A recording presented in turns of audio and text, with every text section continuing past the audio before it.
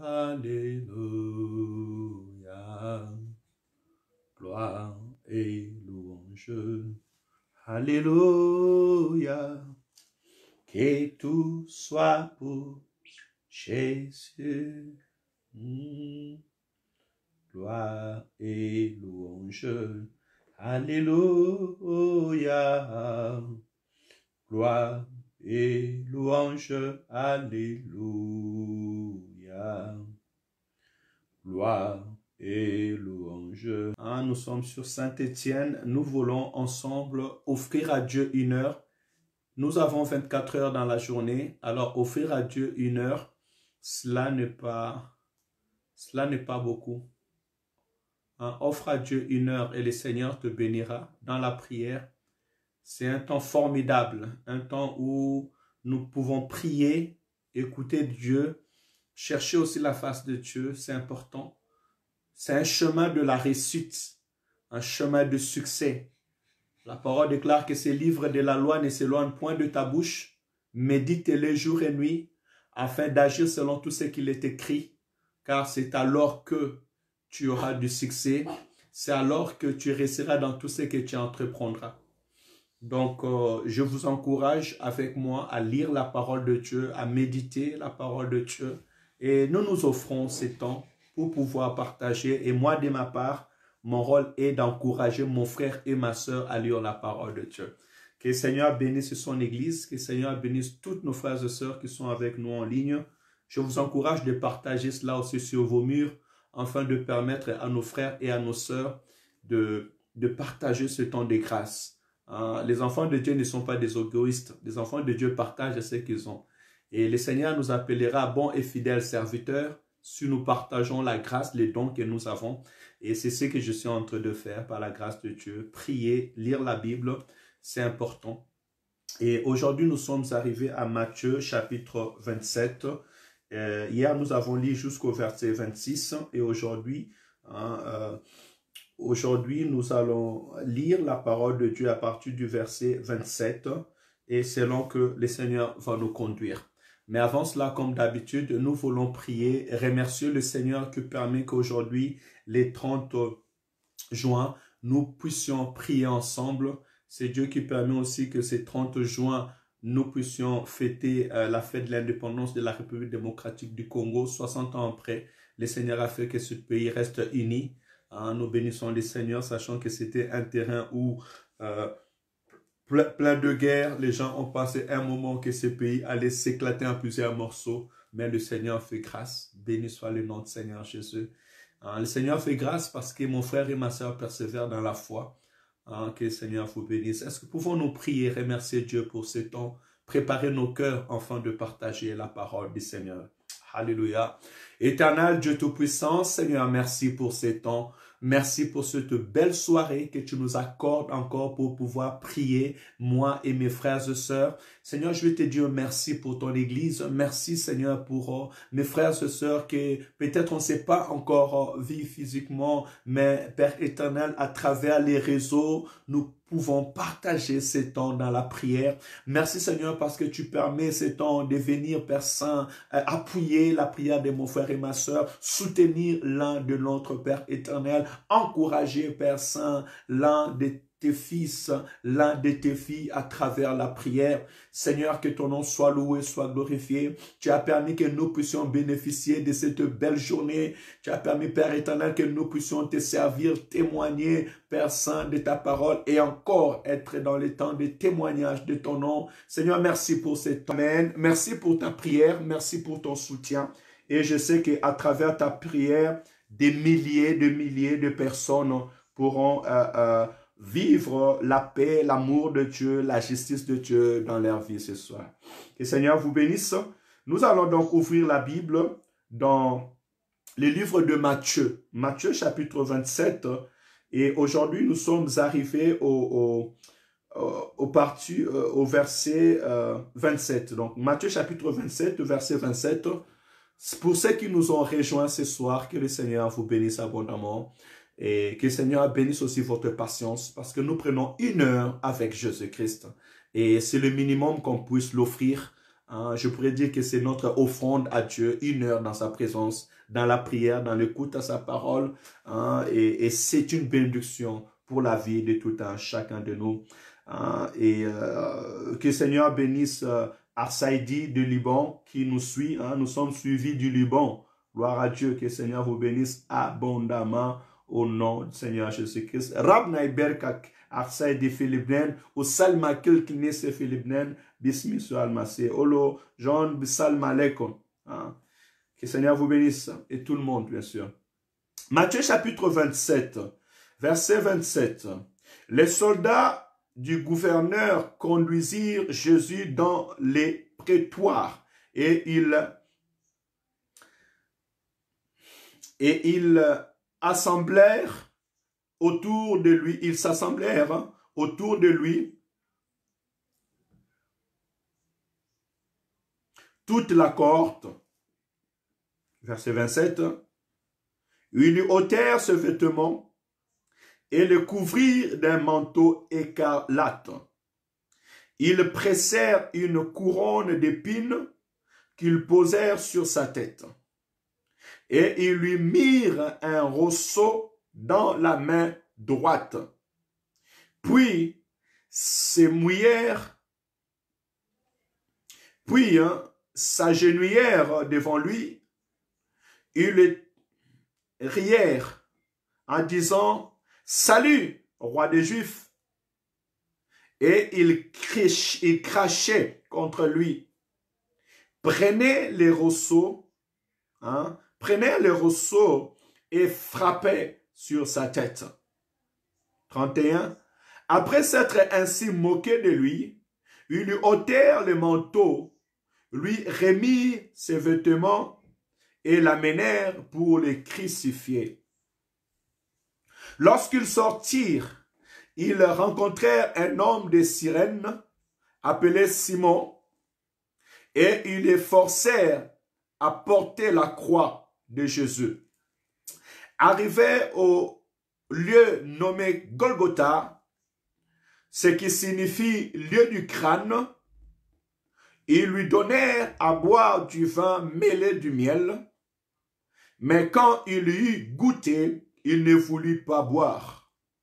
Après l'avoir crucifié, ils se partagèrent ses vêtements en tirant au sort afin que s'accomplisse ce qui avait été annoncé par le prophète.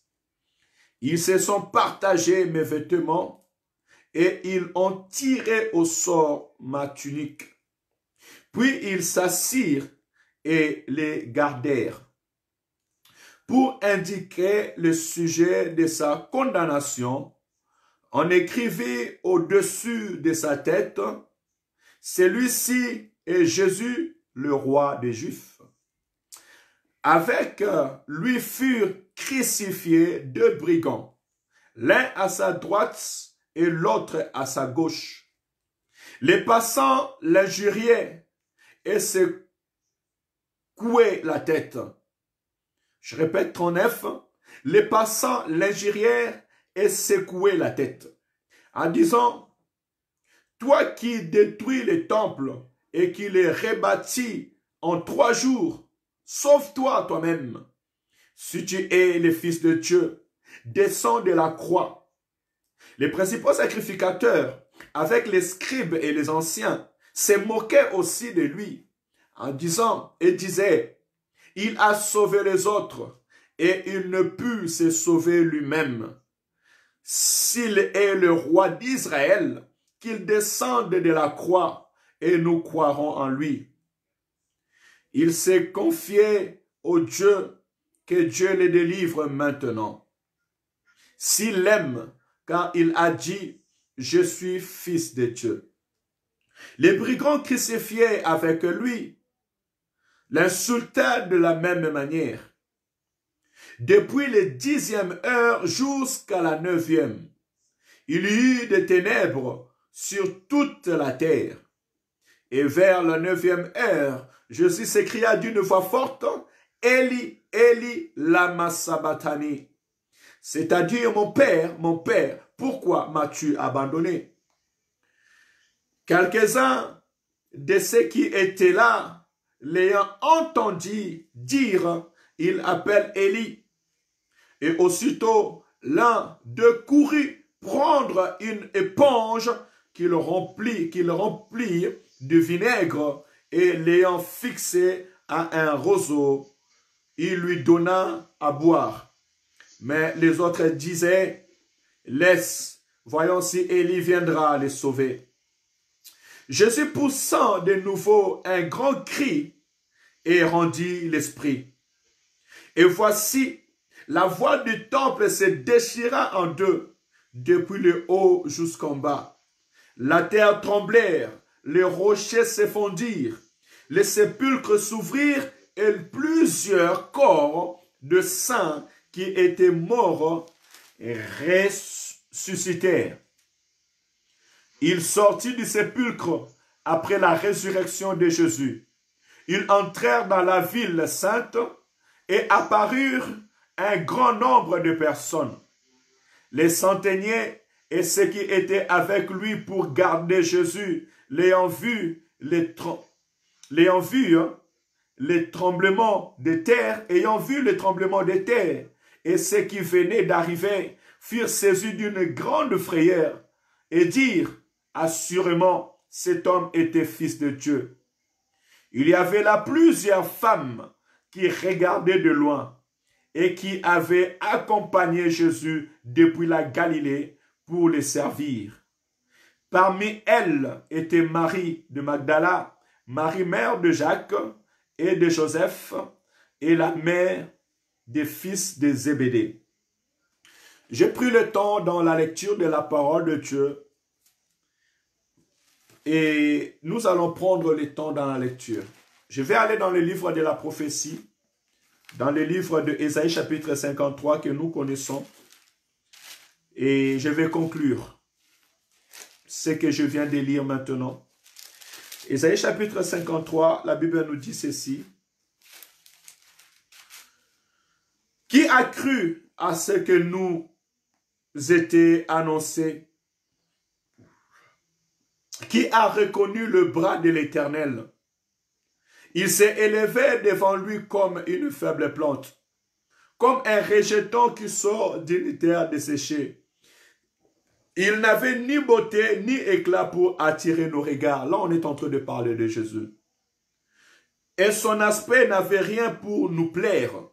Méprisé et abandonné des hommes. Les hommes avaient abandonné Jésus. Donc, ce que je viens de vous lire, la vie du Christ a déjà été écrite dans les livres de la prophétie.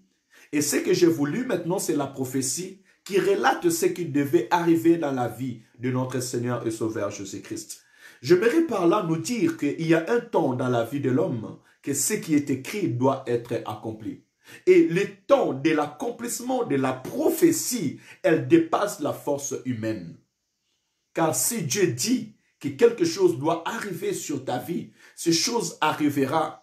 Et cela ira au-delà de ta force, de tes pensées et de ton intelligence. Même si tu veux te préparer en conséquence, c'est que dit l'Éternel, ces choses arrivera certainement. Et le temps de Dieu arrive dans un temps conflictuel dont personne ne peut le contrôler.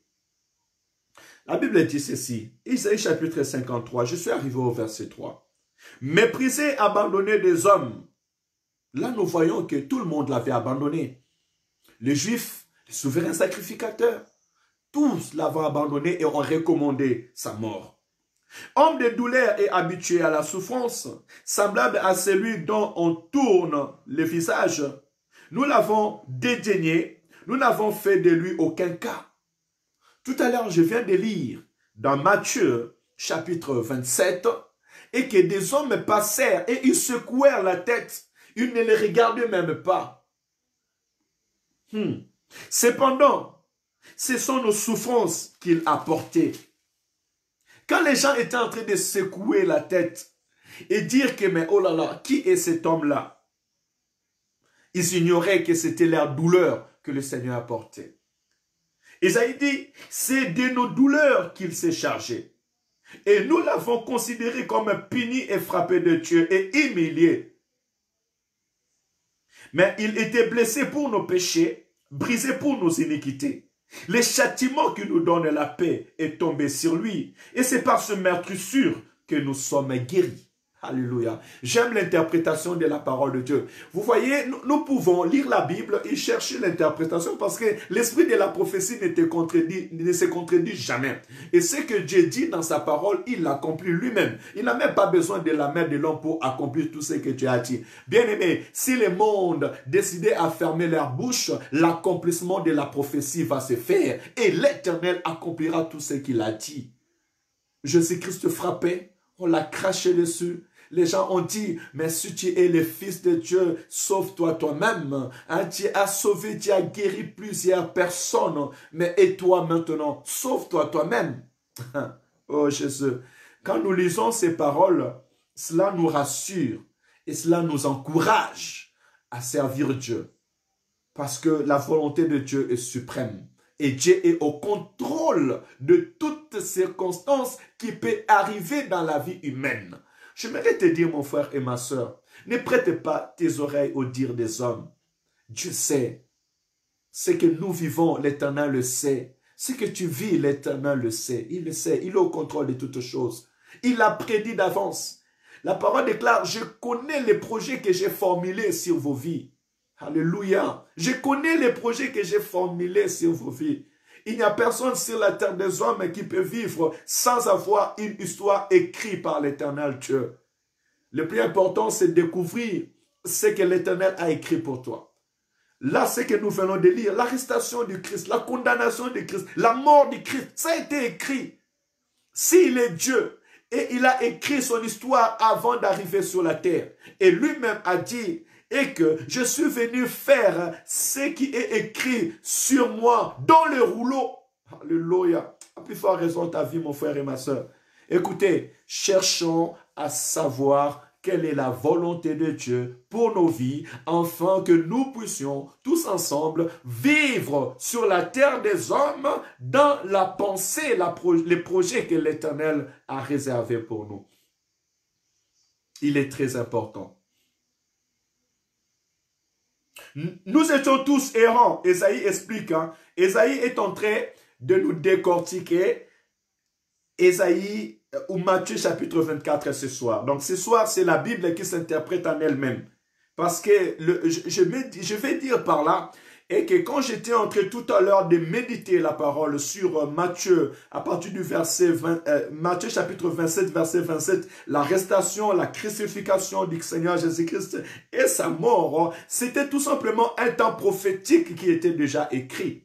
Et puisque c'était un temps prophétique, je ne peux que retourner dans les livres de la prophétie pour nous dire que ce que l'Éternel a écrit, il accomplit certainement. Ce que la prophétie a dit, la prophétie amène en existence ce qu'il a déjà accompli ou ce qu'il a déjà prédit d'avance. Jésus-Christ savait son chemin et il a même lu ce qui doit arriver dans sa vie parce qu'il connaissait que les rouleaux avaient écrit sur lui.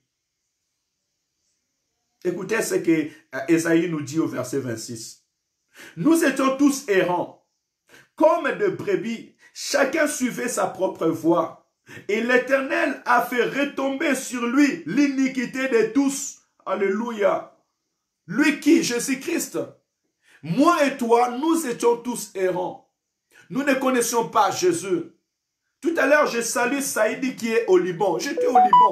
D'autres étaient en Angola. D'autres étaient à Kinshasa. D'autres étaient à Brazzaville, à Libreville, aux États-Unis, en Angleterre. Chacun de nous suivait sa propre voie. D'autres vivaient dans des coutumes, dans des liens familiales. D'autres dans la prostitution, dans les vols, dans le banditisme. D'autres tout simplement dans une ignorance quelconque. Nous étions tous éloignés de Dieu parce que la Bible déclare que le salaire du péché c'est la mort. Mais il a plu à Dieu de faire retomber sur Jésus, sur la croix de Golgotha, les péchés de nous tous. Écoutez, la croix de Golgotha, on me dit la croix de Golgotha, c'est le lieu du crâne. Or, depuis la Genèse, quand l'homme a péché, Dieu a dit au serpent, je mettrai l'inimitié entre ta descendance et sa descendance. Celle-ci t'écrasera la tête et toi tu les mordras les talons. Dieu avait déjà parlé du lieu du crâne, que sur le lieu du crâne, l'ennemi allait se retrouver la tête écrasée. Alléluia. Gloire à Jésus. Et voilà plusieurs années, cette parole vient s'accomplir. C'est sur la croix de Golgotha que Christ a écrasé la tête du serpent ancien. Genèse chapitre 3, verset 15. Je mettrai l'inimitié. Hein? Je pourrais même monter un peu plus haut. L'Éternel dit au serpent, puisque tu as fait cela, tu seras maudit entre tout le bétail et entre tous les animaux des champs. Tu marcheras sur ton ventre et tu mangeras de la poussière tous les jours de ta vie. Je mettrai l'inimitié entre toi et la femme, entre ta postérité et sa postérité. Celle-ci t'écrasera la tête et tu le mordras les talons. Alléluia.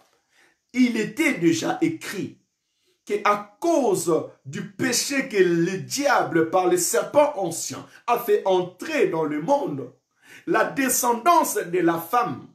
Or, une femme n'a pas de descendance.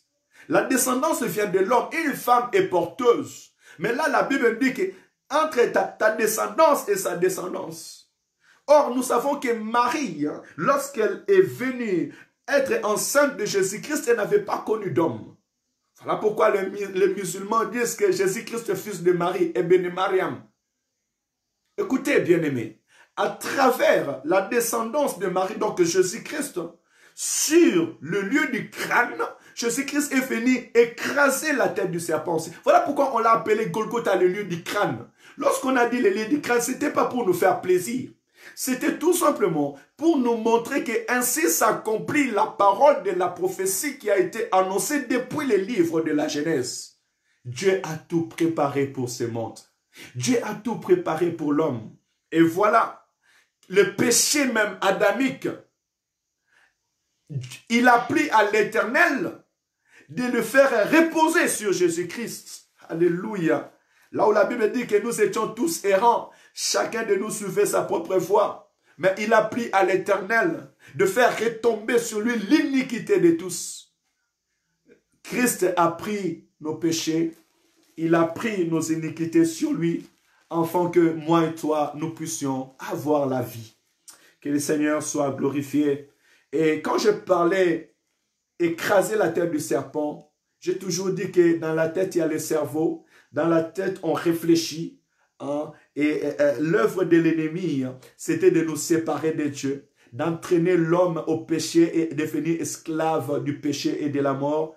Et Christ, en écrasant la tête du serpent ancien, en mourant sur la croix, il a renversé la mur de séparation qui subsistait entre nous et le Père. Christ nous a enlevés de la mort. Christ a dit à la mort, ô mort, où est ton aiguillon? Ô mort, où est ta force? Elle a été engloutie par la victoire. Christ a vaincu la mort, afin que moi et toi, nous ne soyons plus esclaves de la mort. Nous ne soyons plus sous la puissance des ténèbres. Nous ne soyons plus le proie de l'ennemi.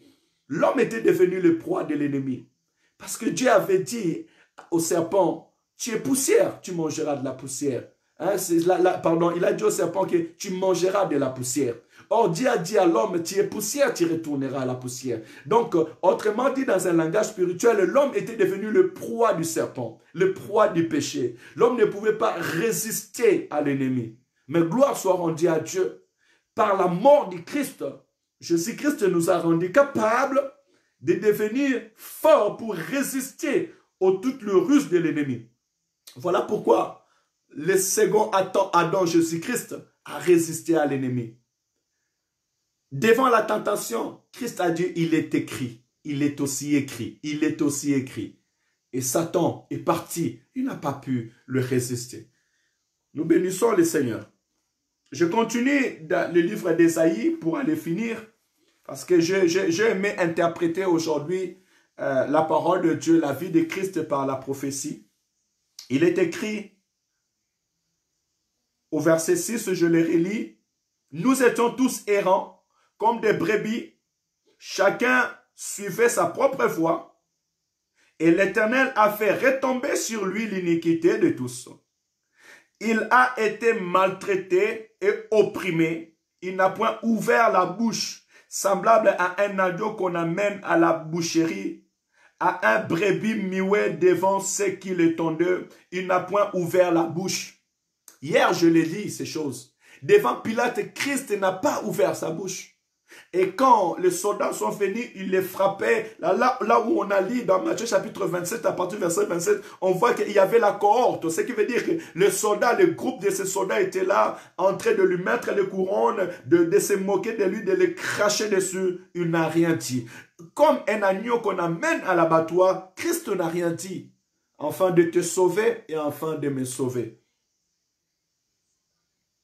Oui, il dit, il a été enlevé par l'angoisse et le châtiment. Et parmi ceux de sa génération, qui a cru qu'il était retranché de la terre des vivants et frappé pour les péchés de mon peuple. Malgré tout ce que Christ était en train de vivre, sur la croix, cette souffrance, les sacrificateurs, qu'est-ce qu'ils ont dit? Mais s'il est réellement le Fils de Dieu qui se sauve, alors nous croirons en lui. Il s'est sauvé lui-même, ou il a sauvé plusieurs qui se sauvent. C'est lui qui est en train de dire qu'il rebâtira le temple dans 3 jours. Qui puisse se sauver de là et nous croirons en lui. Qui a cru au temps de sa génération? J'aimerais tout simplement ce soir nous montrer la puissance de la parole de Dieu. Et là, la Bible vient nous montrer encore que la parole de Dieu est réelle, elle est vivante. Et la prophétie est réelle, elle est vivante. Si nous pouvons comprendre la dimension de la puissance de la prophétie. Donc, je cherche à nous montrer tout simplement et que la parole de Dieu est vivante. Comme Christ lui m'a dit que toute parole qui sort de ma bouche sont esprit et vie. Matthieu chapitre 27, verset 27, jusque là où je suis allé finir, la crucifixion, la souffrance de Christ, c'est la puissance de la parole écrite qui est manifestée pour nous servir, nous, aujourd'hui, de témoignages, en disant que faisons attention, nous qui lisons la parole de la vérité, parce que cette parole de Dieu s'accomplira certainement. Si cette parole de la prophétie s'est accomplie dans la vie du Seigneur Jésus-Christ, de son vécu sur la terre, à plus forte raison dans les générations futures. Alléluia. Écoutez verset 9. On a mis son sépulcre parmi les méchants, son tombeau avec les riches. Quoiqu'il n'était point commis de violence et qu'il n'y a point eu de fraude dans sa bouche. Je pense que je répète et je vais m'arrêter là parce que ça conduira avec la prédication de la méditation de demain. On a mis son sépulcre parmi les méchants et son tombeau avec les riches. Mais je m'arrêterai seulement au premier verset parce que là, Christ est encore sur la croix, il n'est pas encore mis au tombeau. On dit, on a mis son sépulcre parmi les méchants. Et nous l'avons bien lu tous ensemble tout à l'heure. Et que le Seigneur Jésus-Christ, lorsqu'il était crucifié, on lui a mis entre 2 brigands qui étaient à côté, l'un à gauche et l'autre à droite. Alléluia. Gloire à Jésus. Gloire à Jésus. Dieu connaît les détails de ta vie. L'Éternel, le Dieu de la Bible, il connaît les détails de ta vie. Il connaît les jours de ta naissance, ton vécu sur la terre et jusqu'à ton dernier jour, même le jour de ta mort, l'Éternel le connaît. Et il connaît toutes les circonstances. Voilà pourquoi, mets ta confiance à Dieu. Abandonne-toi entre les mains de Dieu.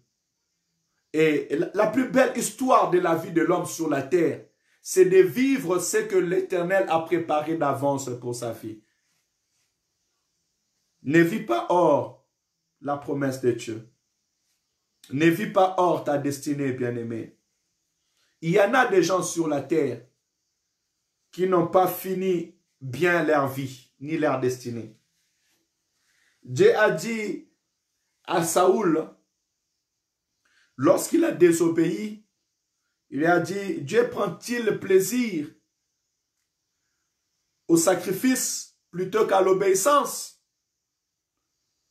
Voici l'obéissance vaut mieux que les sacrifices. Il dit, j'aurais affermi ton royaume pour toujours. Mais à cause de la désobéissance, les enfants de Saoul n'ont pas pu vivre la royauté. Et Dieu a enlevé cette richesse pour aller le donner à David. Alléluia. La parole de Dieu est puissante. Et ce que je viens de méditer moi-même, ça me travaille moi-même. La parole de Dieu est puissante. La prophétie s'accomplit certainement. Il y a une phrase qui est sortie tout à l'heure. Si l'Éternel Dieu, Emmanuel, Jésus-Christ est son nom, parce que Jésus-Christ est éternel. Je l'appelle éternel parce qu'il vit pour l'éternité. Celui qui est éternel, c'est celui qui vit pour l'éternité, celui qui n'a pas de fin.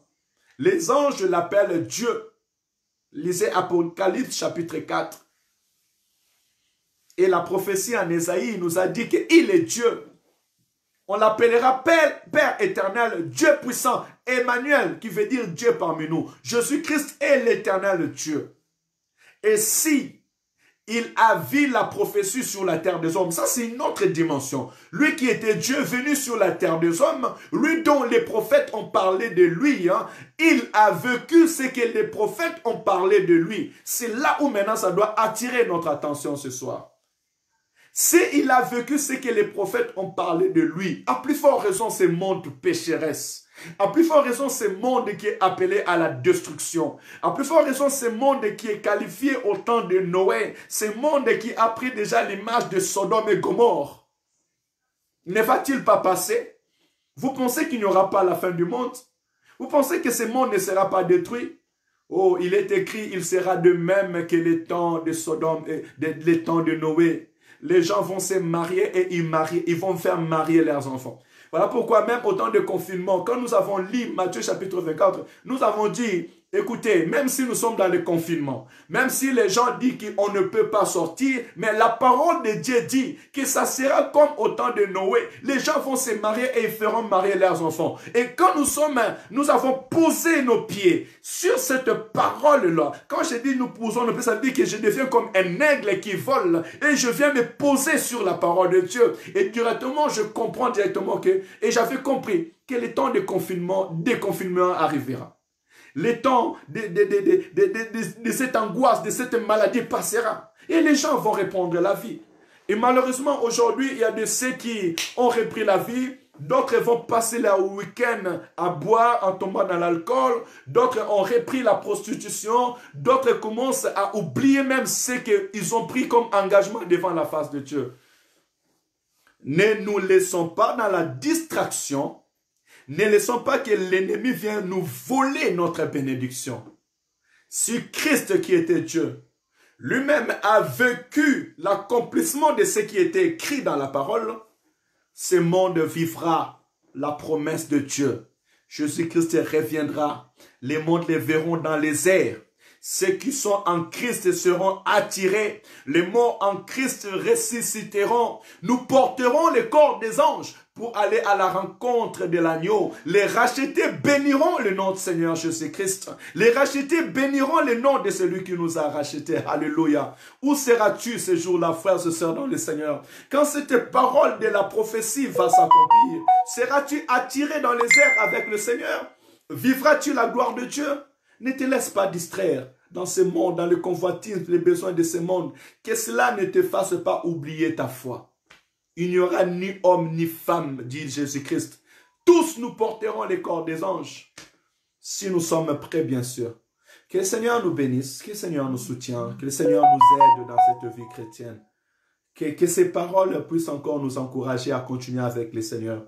Que la vue du Seigneur Jésus-Christ, l'accomplissement d'Ésaïe 53, si tu as le temps, lis Ésaïe 53 et reviens lire aussi Matthieu chapitre 27 à partir du verset 27 jusqu'à la fin et vois combien l'accomplissement de la parole est fait. Et maintenant, mets maintenant ta vie et la fin de ce monde. Et dis-toi cette question, cette réflexion que je viens me poser en méditant cette parole avec toi ou avec nous ce soir. Si Christ lui-même a vécu l'accomplissement de la parole de Dieu, est-ce que toi, tu ne vas pas vivre l'accomplissement de la parole de Dieu? Est-ce que ce monde ne va pas vivre l'accomplissement de la parole de Dieu? Le Créateur a parlé sur lui en venant sur la terre et le Créateur a subi la puissance de sa parole parce que la parole de Dieu ne sort pas sans et ne revient pas à Dieu sans avoir accompli ce dont elle a été ordonnée. Le monde ne échappera pas à la prophétie. Et les hommes qui sont sur la terre des hommes n'échapperont pas. Heureux les hommes qui auront reçu Jésus comme sauveur et Seigneur dans leur vie. Heureux les rachetés de l'agneau. Heureux les rachetés de l'agneau. Heureux les rachetés de l'agneau, car ils verront le Seigneur. Car ils béniront le nom de Seigneur Jésus-Christ devant son trône. Et malheur à tous ceux qui auront les signes de la bête. Et malheur à tous ceux qui auront rejeté la parole de Dieu. Malheur à tous ceux qui n'auront pas cru au Seigneur Jésus-Christ comme leur sauveur et Seigneur. Malheur à ceux qui auront écouté cette parole, mais qui vont se laisser dans le convoitisme des choses de ce monde. Malheur à ceux qui n'ont pas tenu ferme et qui n'ont pas gardé la foi.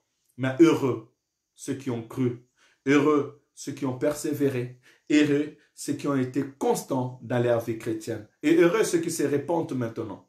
Heureux ceux qui croient maintenant. Heureux ceux qui renouvellent leur alliance maintenant dans le Seigneur. Je vous bénis tous au nom du Seigneur Jésus-Christ. Que votre nuit soit bénie, agréable. Que le Saint-Esprit de Dieu, par la puissance du sang de Jésus-Christ, vienne vous visiter encore ce soir. Ce que je n'ai pas dit, que l'Esprit de l'Éternel veille vous le dire encore ce soir. Au nom de Jésus. Et ma prière, vivez l'accomplissement de la parole de Dieu. Peu importe les temps et les circonstances. Vivez la gloire et la puissance de la parole de Dieu. Et que le Seigneur vous donne la force dans les épreuves pour pouvoir sortir avec succès dans l'épreuve. Que le Seigneur vous bénisse. Bonne nuit à tous. Shalom, shalom, dans la visitation de notre Seigneur et Sauveur Jésus-Christ. Merci pour votre participation. Hein? Mon frère Tati, sois béni au nom de Jésus. Pasteur Zulu Alvaro, que le Seigneur te bénisse abondamment et que le Seigneur bénisse toute l'église. Tayo Moses, may my God bless you in the name of Jesus. Sarah, sois béni. Jean-Jacques, que le Seigneur vous bénisse. L'île d'harmonie, ma soeur, sois bénie. Arsaïdi, Ramna Bertrak. Josué, sois béni au nom de Seigneur Jésus. Maman Yvette, Georgine, sois bénie au nom de Jésus. Fils, homme de Dieu, l'église t'attend. Que le Seigneur te bénisse, évangéliste Koman, Ouazambé, sois béni et que le Seigneur bénisse toute son église. Shalom, shalom, partageons ces temps pour nos bien-aimés. On se donne rendez-vous demain, demain le soir, dans la prière. Désolé pour nos frères qui nous attendent le matin. Si nous ne sommes pas en direct le matin, c'est que nous avons prié nous-mêmes. Et si Dieu nous donne la force, nous prierons avec vous les matins. Que le Seigneur vous bénisse abondamment. Shalom, priez pour nous, que le Seigneur nous donne aussi la force et la persévérance, afin que nous puissions nous encourager. Ce que je fais là le soir, c'est nous encourager en fait. L'Éternel m'a montré une vision ce dimanche matin, c'est pouvoir prier pour les autres et prier avec les autres. Je me voyais en train de prier avec quelqu'un qui avait des soucis dans sa maison. Donc voilà, donc, le travail, il est là, c'est nous encourager. Vraiment, ces prières de soir, c'est pour nous encourager dans la vie chrétienne, nous soutenir dans la vie chrétienne, afin qu'ensemble nous avançons pour la gloire de l'Éternel notre Dieu. Que le Seigneur mon Dieu vous bénisse abondamment. Shalom, shalom et bonne soirée.